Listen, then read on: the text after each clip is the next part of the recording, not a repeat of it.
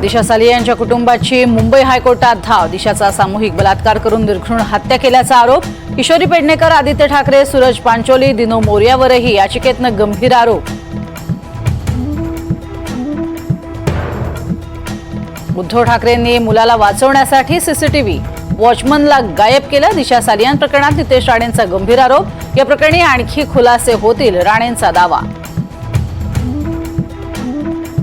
नागपुरात पोलिसांवर हल्ला करणाऱ्यांना कबरीतनं बाहेर काढू, आता कडक कारवाई केल्याशिवाय शांत बसणार नाही, मुख्यमंत्री देवेंद्र फडणवीसांचा सज्जड दम।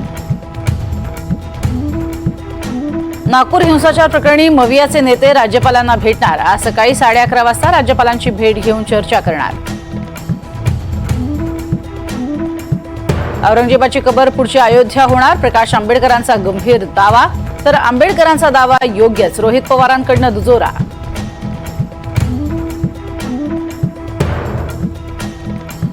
सोनारानं कान टोचले पण उशिरानं, संघाच्या भूमिकेवर जितेंद्र आव्हाडांची प्रतिक्रिया। तर संघाची भूमिका भाजप ऐकणार का, आदित्य ठाकरेंचा सवाल।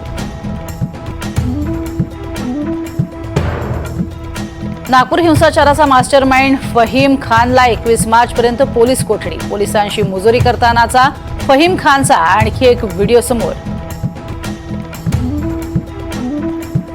संभाजीनगरच्या आझाद चौकात भीषण आग, फर्निचरच्या दुकानांमध्ये अग्नितांडव। अग्निशमन दल घटनास्थळी, आगीवर नियंत्रण मिळवण्याचा प्रयत्न सुरू।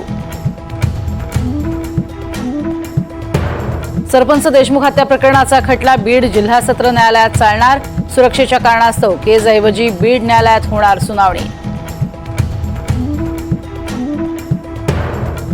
एमपीएससीची फेररचना, वर्ग 1, 2, 3 ची भरती ही लोकसेवा आयोगामार्फतच होणार, मुख्यमंत्र्यांची मोठी घोषणा।